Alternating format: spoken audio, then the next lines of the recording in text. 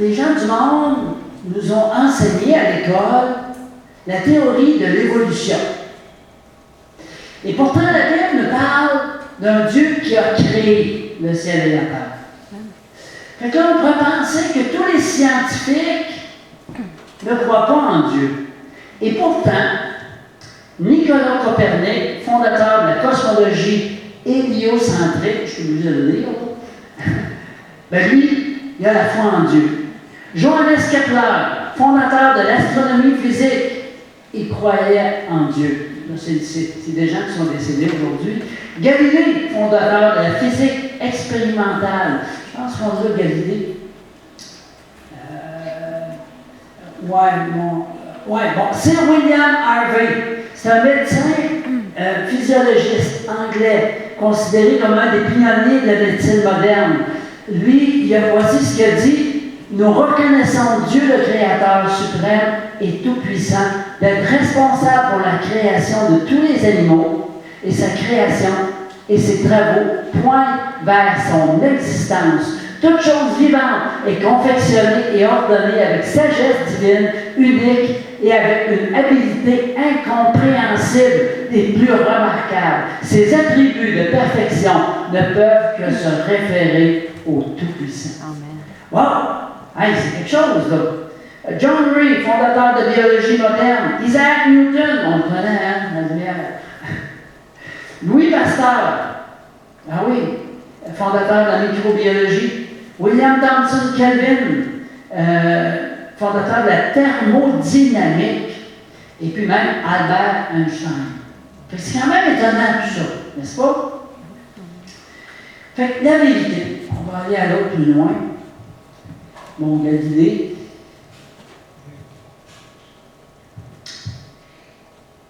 Parfois, on entend des... comment je peux dire ça? Des rumeurs. Une rumeur pourrait être que mon conjoint, ma conjointe m'a trompé. Ça peut être ça, hein? Alors, si on entend une rumeur comme ça, tout de suite, on va chercher la vérité. Est-ce que c'est vrai ou c'est pas vrai? Est-ce que c'est une rumeur? Est-ce que c'est quelqu'un qui m'en veut, qui a dit ça? C'est important. Parce que si je réagis comme si c'est vrai et c'est pas vrai, ça va aller à mal à la chope. Hein? C'est la même chose pour une entreprise qui, exemple, entend parler que son compétiteur est à vendre. Ben là, dans l'entreprise, là, ça va fourmiller de travail. Là, il y en a qui vont aller sur Internet pour aller vérifier les informations. Il y en a qui vont se mettre au téléphone pour aller appeler la compagnie pour voir si c'est vrai. Parce que peut-être qu'on a une opportunité d'acheter cette compagnie-là, puis de faire une avancée puissante, importante, comme entreprise. Ça veut dire que la vérité, là, ça dicte nos gestes, nos actions. Vous êtes d'accord avec moi? C'est important, ça.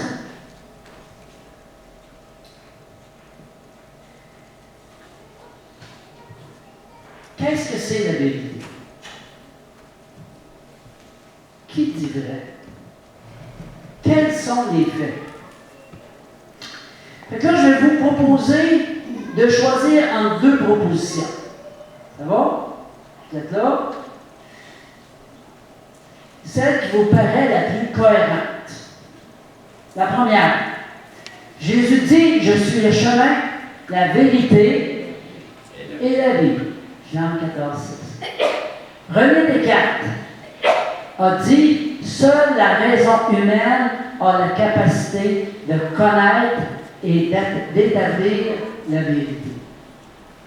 Laquelle vous choisissez? Première. C'est le chemin.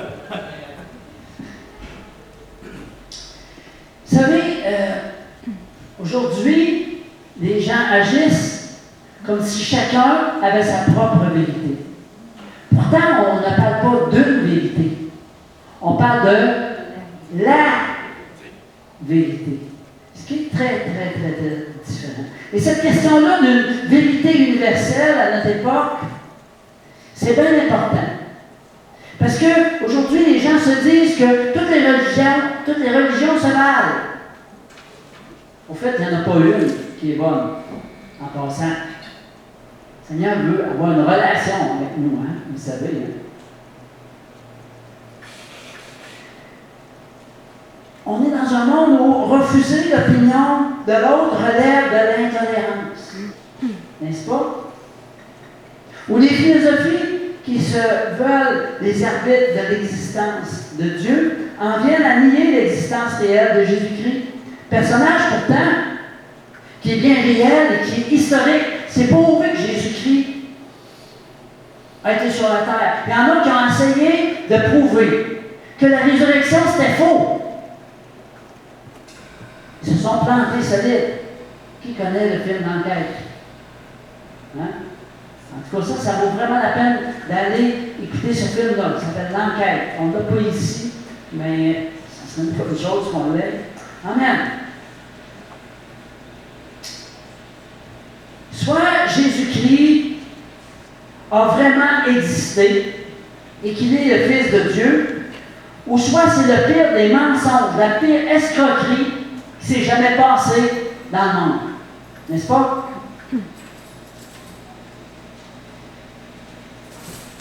Next. Qu'est-ce que la vérité? La vérité est-elle unique? C'est des bonnes questions à se poser. N'est-ce pas? Hein? C'est vraiment des bonnes questions.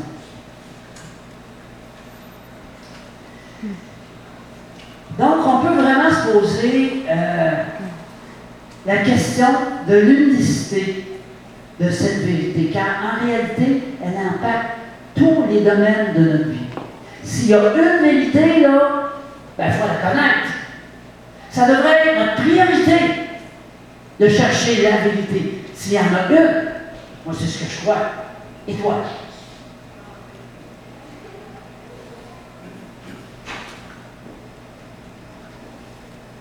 Les sciences, c'est vraiment des domaines qui sont basés sur les faits.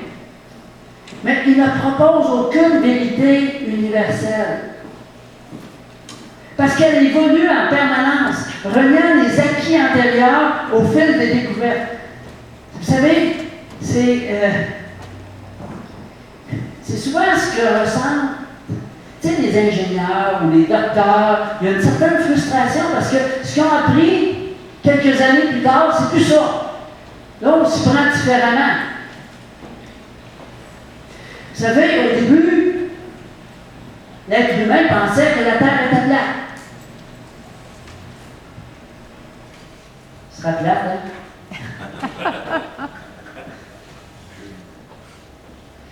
Après ça, on a cru que tout tournait autour de la Terre. Ici, c'est un mélange de deux, comment je peux dire, théories. Ça, c'est Tycho Brahe, astronome danois, qui propose un modèle intermédiaire en Ptolémée, qui disait que la Terre était plate et que le Soleil tournait autour de la Terre, et Copernic, qui lui disait que le Soleil tourne autour de la Terre. Attendez un peu, là. La Terre tourne autour du Soleil. Donc, c'est quand même quelque chose, tout ça. Comment ça évolue, ces choses-là, et comment tout ce qu'on découvre, on se rend compte que c'est bien décrit dans la parole de Dieu. C'est surprenant. Si on cherche comme il faut la connaître, la parole. Si on la met de côté et qu'on ne la lit jamais, tu ne pourras jamais découvrir que ce qui vient d'être découvert, bien, ça vient. La parole de Dieu nous avait parlé des milliers d'années avant.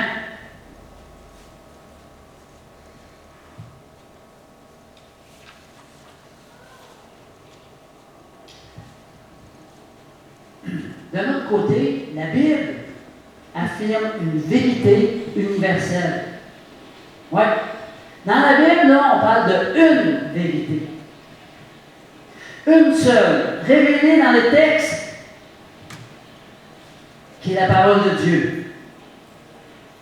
Et qui est révélée par le Créateur de l'univers, Dieu lui-même.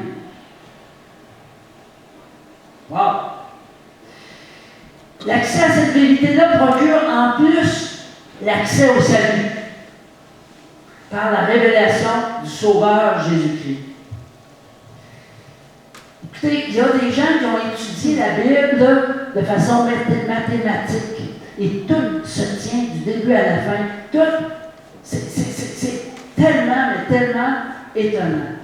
Dans le psaume 25:5, ça dit « Conduis-moi dans la vérité et instruis-moi, car tu es le Dieu de mon salut, tu es toujours mon espérance. Conduis-moi dans ta vérité. » Ça, là, ça devrait être une phrase que l'on dit à Dieu. Seigneur, conduis-moi dans la vérité. Si je suis dans la vérité, je ne ferai plus l'erreur. Oh, c'est intéressant quand même.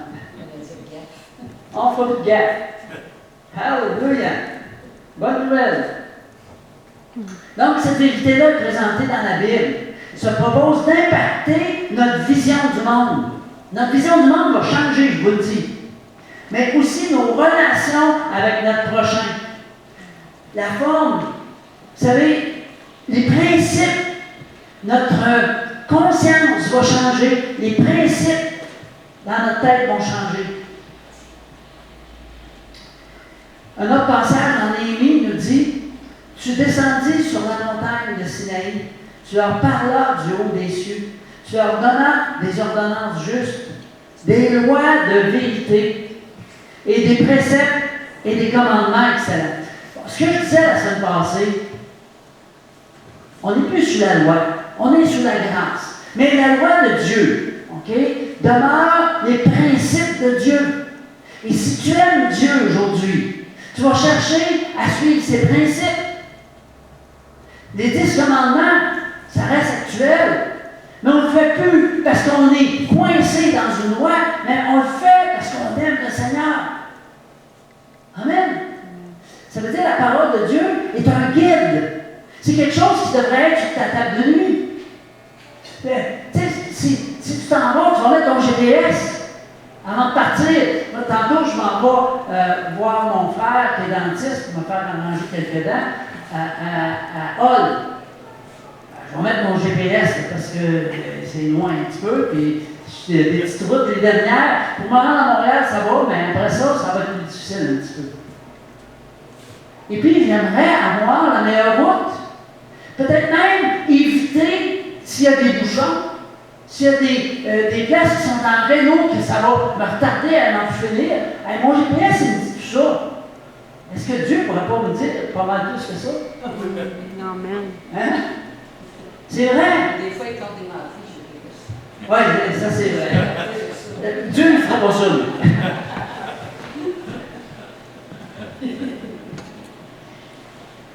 On va aller à l'autre.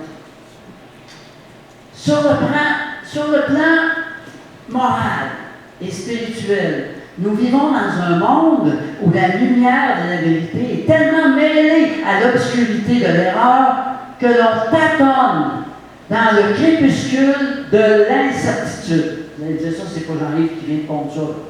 Vous avez raison. Mais je le répète parce que c'est tellement bien dit, je ne peux plus. Des fois, j'aime ça l'acquérir et le dire à ma manière, mais ça, là, j'ai dit, oh, ça c'est puissant. Écoutez bien ça à nouveau. Sur le plan moral et spirituel, nous vivons dans un monde où la lumière et la vérité est tellement mêlée à l'obscurité de l'erreur que l'on tâtonne dans le crépuscule de l'incertitude. Les gens sont souvent axés sur leur nombril et sur l'argent. Okay? Je ne veux pas juger personne, je ne suis pas en train de juger personne. Je fais juste observer ce qui se passe dans notre monde. Vous êtes d'accord avec ça, hein? Je pense qu'on peut tous arriver en accord avec ça. Je veux dire que les choses de Dieu, là, ça part souvent en arrière. Quand est-ce que la personne commence à avoir un intérêt pour Dieu? Probablement quand tu as fait face à la souffrance. N'est-ce pas? J'ai une petite histoire là-dessus, rapide. L'histoire du pain gris. Peut-être certains d'entre vous l'avaient déjà entendu, mais c'est pas grave, je la raconte à nouveau. Le pain gris fait une cocotte. Je pense que je vais la dire quand je raconte ça. fait une cocotte, et ce qu'il y a de particulier pour cette cocotte-là, c'est que la sève, la résine, devient liquide seulement qu'à une très haute température. Et à cause de ça, cette cocotte-là peut rester dans le sol pendant des centaines et des centaines et des centaines d'années. Et tout à coup, vient un feu de forêt. Et là, qu'est-ce qui se passe? La résine devient liquide, la cocotte s'ouvre et la graine germe. Et qu'est-ce qui pousse après dans cette forêt équilienne qui est de tout le même âge? Toi, tu sais ça, équilienne. Moi, je me suis fait jouer par mon prof à l'école, il m'a posé cette question-là, c'est quoi une forêt équilienne? Je n'en avais absolument aucune idée, j'étais parti sur toutes sortes de théories. Ça veut dire tout le même âge, équilienne. Je m'en suis souvenu, je peux vous garantir que j'avais eu 0 à mon examen. Mais il avait eu la gentillesse de me faire repasser un autre examen. Parce que j'ai dit ce mot-là, ça me dit rien. Ouais, mais il dit, je t'ai fait lire plein de livres que c'est écrit. Mais j'ai dit, j'ai pas fait la relation. Il m'avait coincé solide.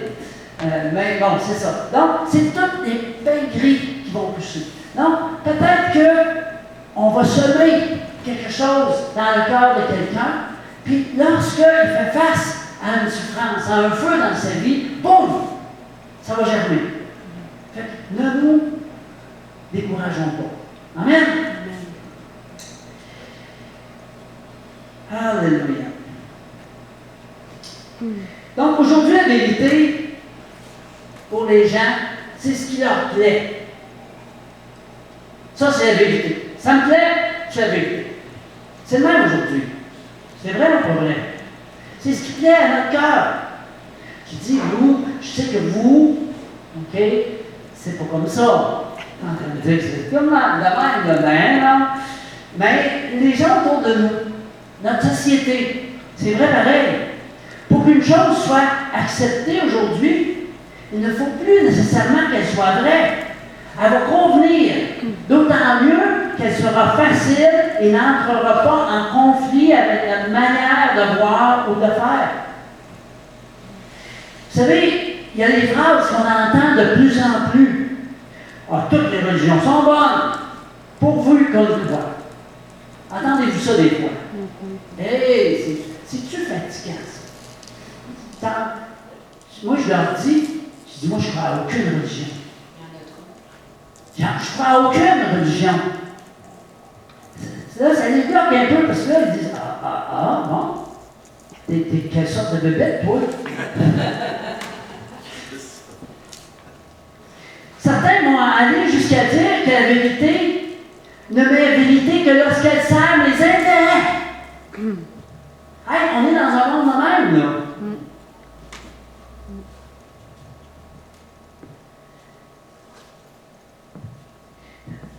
Ceci dit, je pourrais dire que la majorité des gens qu'on côtoie préfèrent une erreur néfaste à une vérité sanitaire. On est là dans ce monde-là. Il reste des personnes en recherche pour qui la vérité n'est pas un vain mot. Il y en a. Mais on part de loin. Quand tu parles de la vérité, ça ne fait pas d'habitude. Quand tu parles de péché, les gens te regardent avec des grands yeux. Je ne sais pas combien de personnes m'ont répondu. Voyons, donc, ça n'existe pas ça le péché. Ben oui, il ne veut pas que ça existe. Il ne veut pas faire face au péché. Ben oui, ça n'existe pas. C'est sa vérité. C'est ça. C'est ça auquel on fait face. On va lire maintenant 3 passages de la parole de Dieu dans Jean 12. Premièrement. Un petit peu.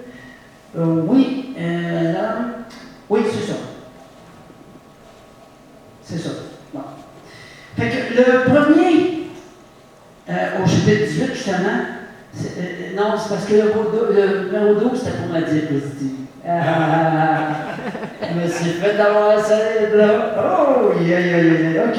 C'est fait bien Jean 18. Donc, le premier est au chapitre 18. Jésus a été interrogé par Pilate. À qui il répond? Mon royaume n'est pas de ce monde. Je suis né, je suis venu dans ce monde pour rendre témoignage de la vérité. Quiconque est de la vérité écoute ma voix. Pierre lui répondit, qu'est-ce que la vérité?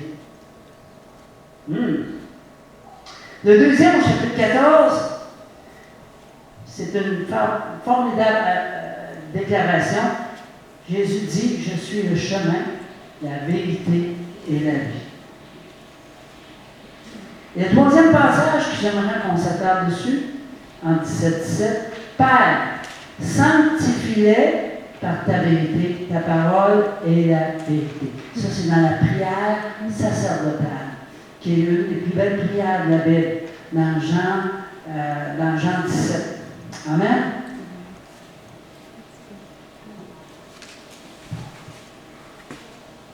Où trouver la vérité maintenant? Bon. Je pense qu'on convient ensemble qu'il y a une vérité, OK, et que ça vient de Dieu. OK? Je pense que c'est important de partir de ce point-là ensemble. Fait qu'il y a beaucoup de jeunes qui vont voyager, qui vont se retrouver à Katmandou pour trouver cette vérité-là. Mais comment est-ce qu'on peut y arriver dans un pays où il y a 33 millions de dieux?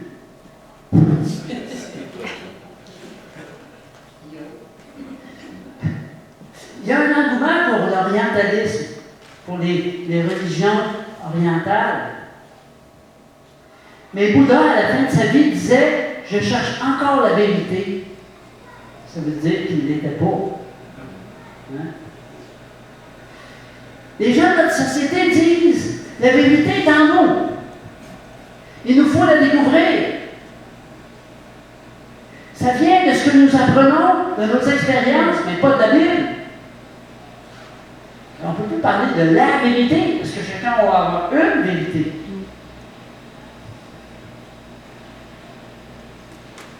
Fait que souvent, les gens de notre société vont faire taire leur conscience lorsqu'elle nous avertit d'une atteinte à ce que nous savons être la vérité.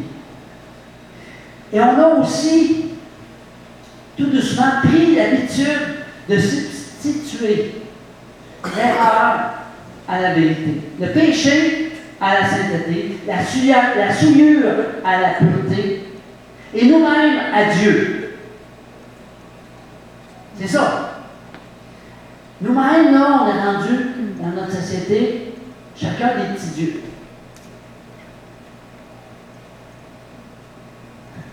C'est ça pareil. L'Épître aux Romains nous dit « Nous avons honoré la créature, en l'occurrence nous-mêmes, plutôt que Dieu. Nos pensées, plutôt que celles de Dieu. Nos droits, plutôt que ceux de Dieu. » La Bible nous dit en 2 Corinthiens 11-14, « Satan se déguise en ange de lumière. » Je pense que je l'ai tué. Oui, c'est ça que j'avais. Il est maître dans l'art de camoufler ses erreurs et de les faire passer pour des vérités. Ben, je ne sais pas ses erreurs, ses mensonges. Hein? C'est ça, c'est un menteur. Maintenant, comment est-ce qu'on peut distinguer le vrai du faux? Où est-ce qu'on trouve la vérité? Où iriez-vous pour être sûr d'avoir des billets de banque, des piastres, ou des 100 piastres, ou des 1000 piastres, authentiques? Au-delà de tout doute, où est-ce que vous allez aller? La banque. Ah oui! Là où la contrefaçon n'est pas possible. À la source, là parce qu'on les fabrique. Dans le domaine du salut, il n'y a qu'une vérité authentique, celle dont l'apôtre Pierre parlait en ces termes au verset 17. Sous le ciel, il ne nous a été donné aucun autre nom par lequel il ne faille être sauvé. Aucun autre nom. Et c'est quoi ce nom-là? Jésus. Yes. Et c'est lui le porteur de ce nom qui dit, en parlant des Écritures, ta parole est la vérité. La vérité est contenue et révélée dans un livre, celui qui est le plus répandu dans le monde. Celui, moi je pensais que j'avais une Bible, je me disais, celui que je tiens dans ma main, là, mon fils est trop court. Hein? Celui que Carl tient dans sa main. Yes. Ça c'est le Nouveau Testament, mais. Amen. Yes. Non, c'est correct. On comprend. Yes. Victor Hugo. Victor Hugo a dit, il est un livre qui contient toute la sagesse humaine, éclairée par toute la sagesse de Dieu. C'est la Bible. La Bible annonce Jésus. Vous savez, dans la feuille que je vous ai remise ce matin, il y a toutes les prophéties, non pas toutes, il y a plusieurs prophéties, il faut que j'en enlève, ça ne rentrait pas sur le recto verso de ma feuille. Mais n'oubliez pas de la prendre. Est-ce qu'il y en a qui ne l'ont pas, cette feuille-là, ici, là? OK? Qu'est-ce qui est en chercher en arrière? Oui, s'il te plaît, Nathalie. Juste gardez votre main levée, là. Hein? Tiens, en attendant, pour se lever debout, on va faire quelques exercices. Alors, tout le monde debout, ceux qui peuvent se lever, là, on se lève debout.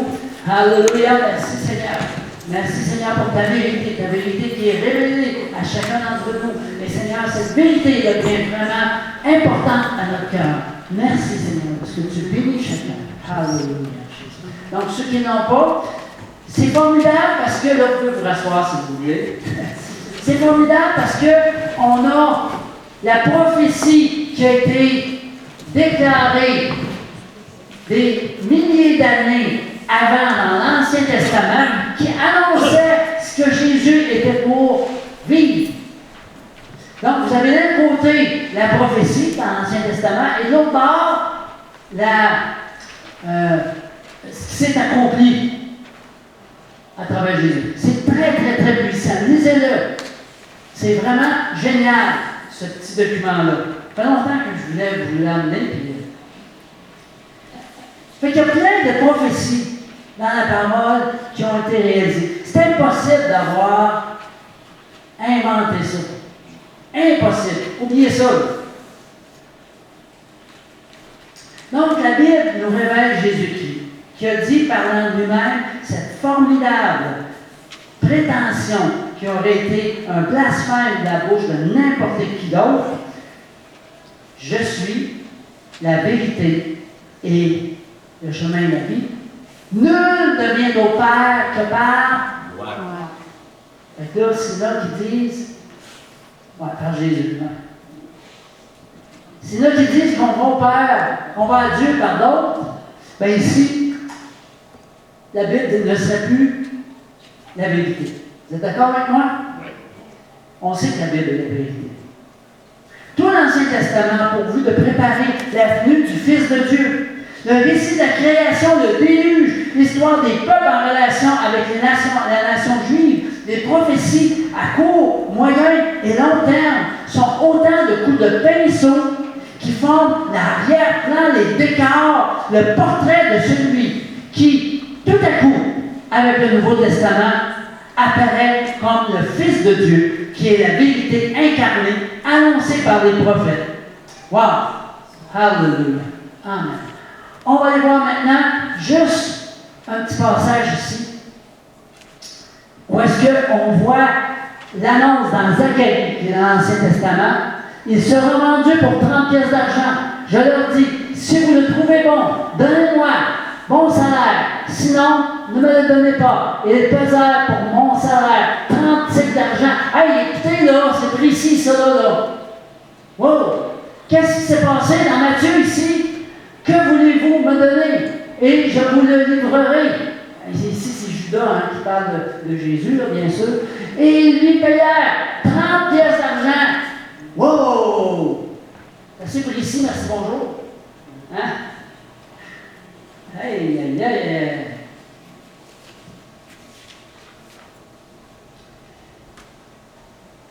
Encore dans Jean, j'ai encore 3 petits versets à vous partager. Dans Jean 1,14, ça dit « La parole a été faite chair et elle a habité parmi nous, pleine de grâce et de vérité. » Wow!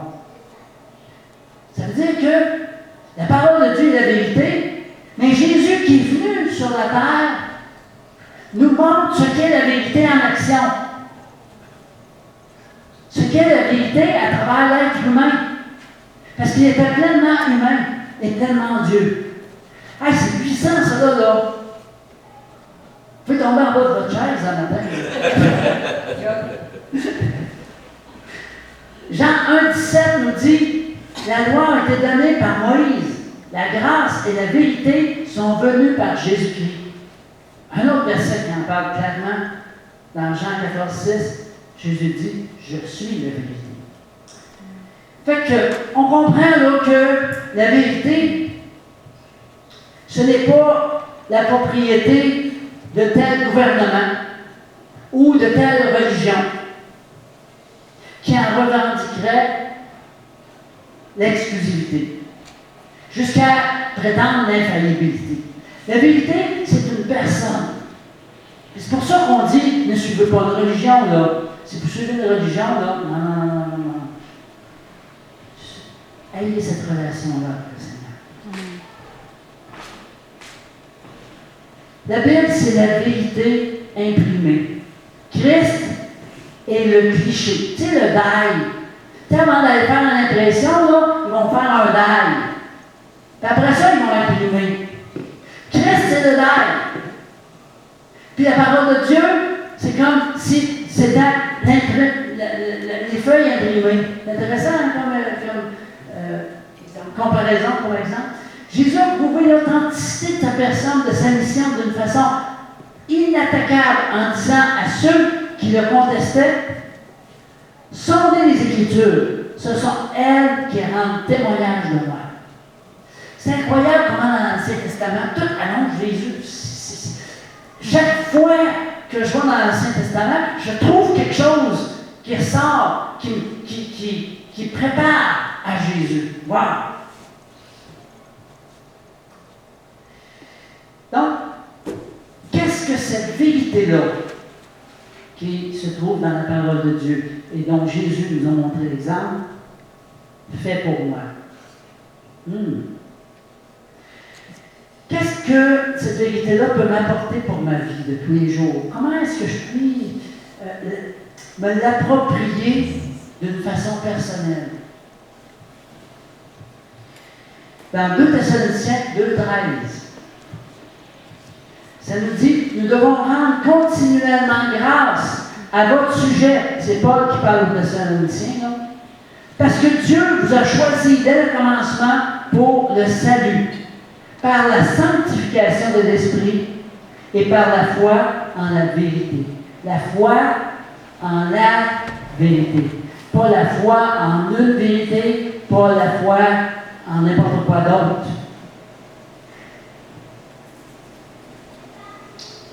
Ensuite de ça, Paul va dire à l'apôtre Pierre, au chapitre 2, 22, « Vous avez purifié vos âmes en croyant à la vérité. » Ici, là, il y a vraiment le mot « croire » qui sous-entend la foi. La parole de Dieu nous dit que c'est par grâce. La grâce, c'est un cadeau que vous êtes sauvés. Au moyen de la foi. Ce n'est pas par vos propres œuvres, afin que personne ne se glorifie. C'est grand, ça.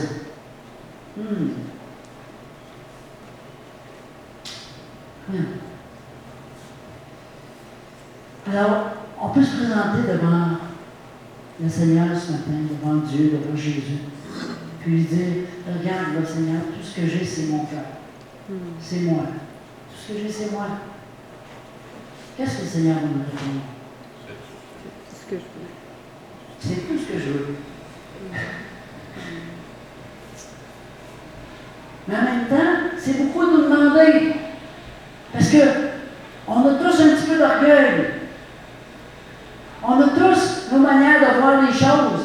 Puis on y tient. C'est vraiment. Bien souvent, on y tient.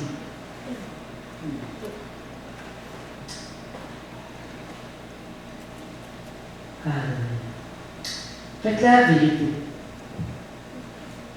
Est-ce que vous avez des questions là-dessus? La question de la vérité. Y a-t-il quelque chose qui vous est venu en tête pendant que je parlais? Je vais vous laisser quelques secondes pour y penser.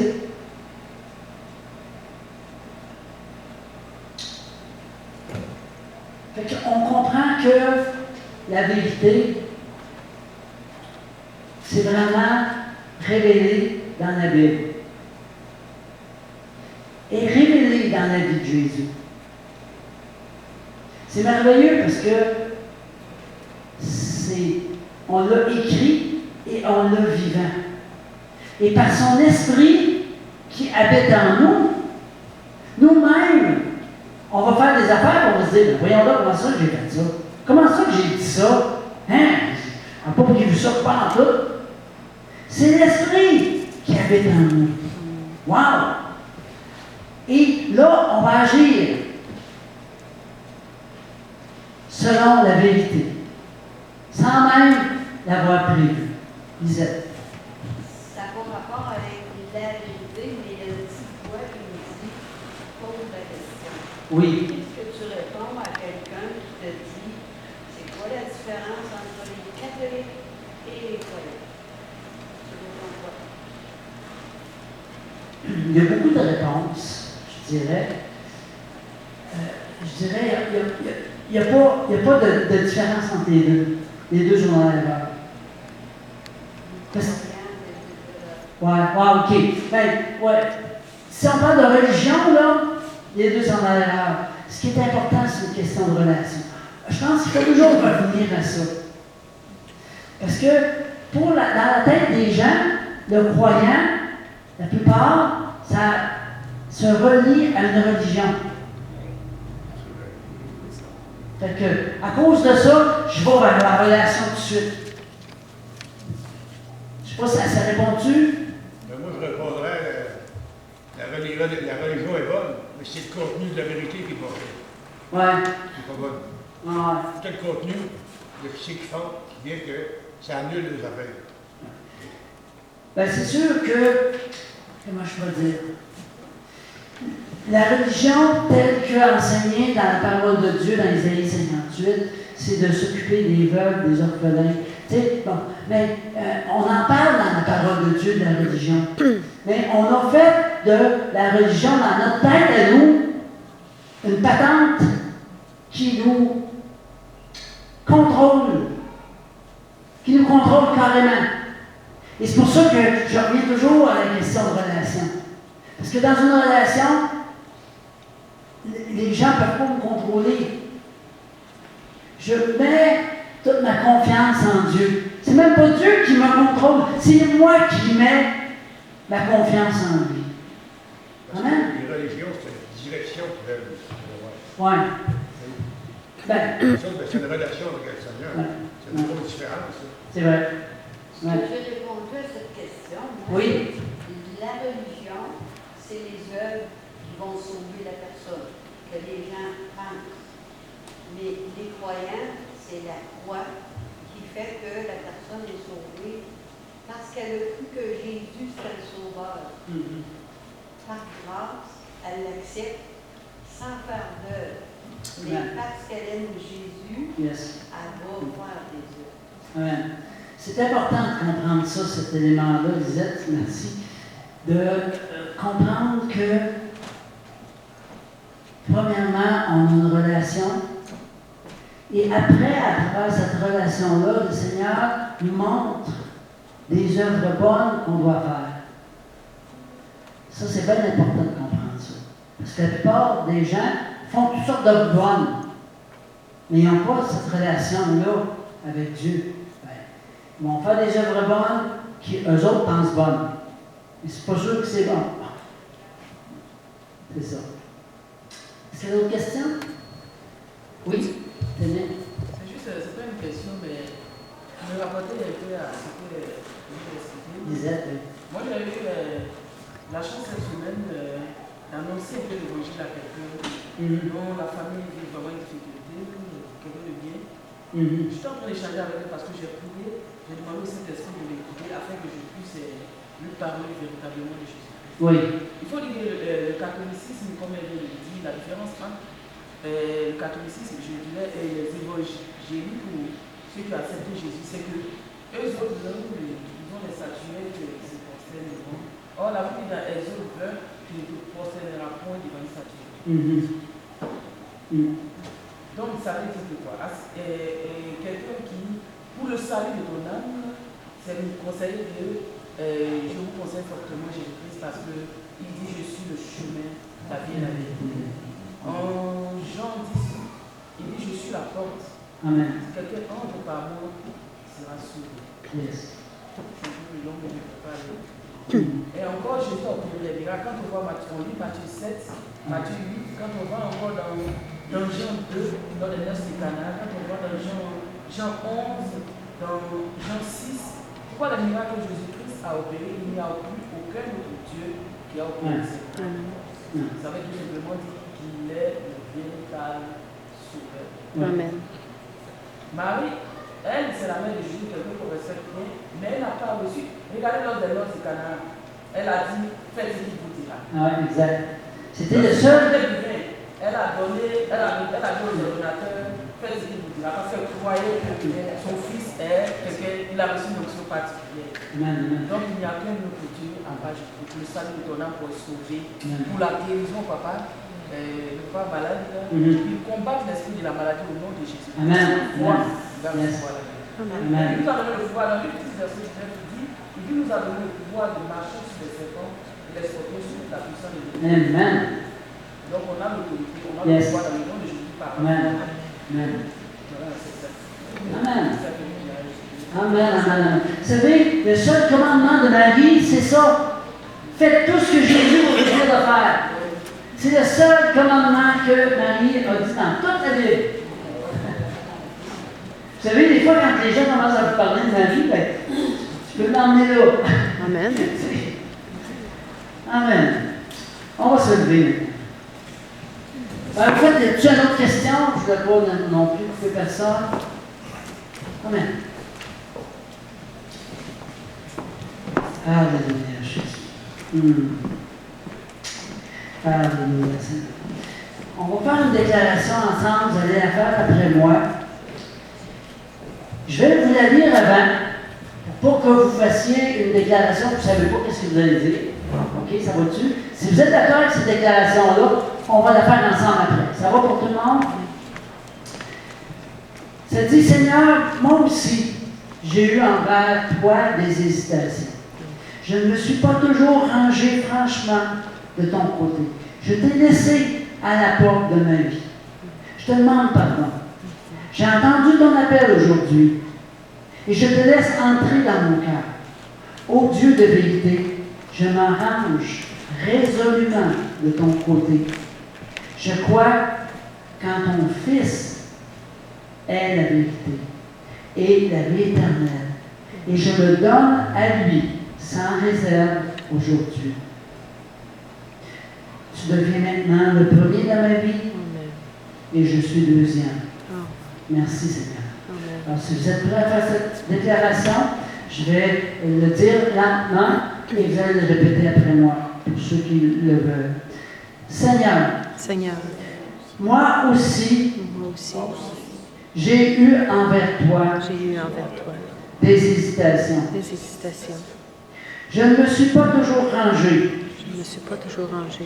de ton côté. Je t'ai laissé à la porte de ma vie. Je te demande pardon. J'ai entendu ton appel aujourd'hui et je te laisse entrer dans mon cœur.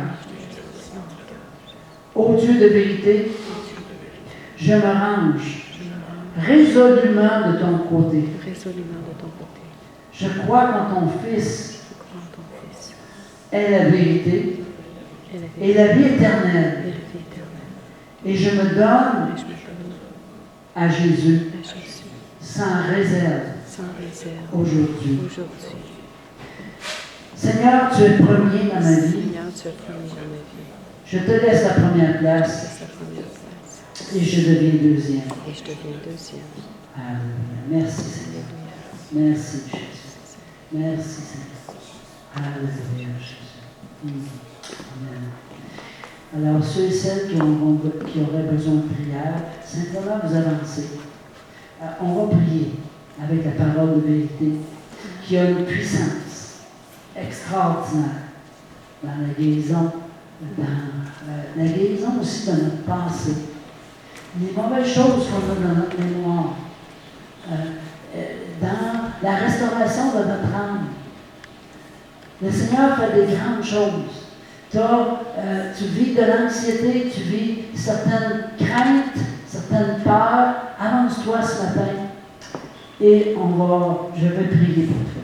Amen. Alors ceux et celles qui veulent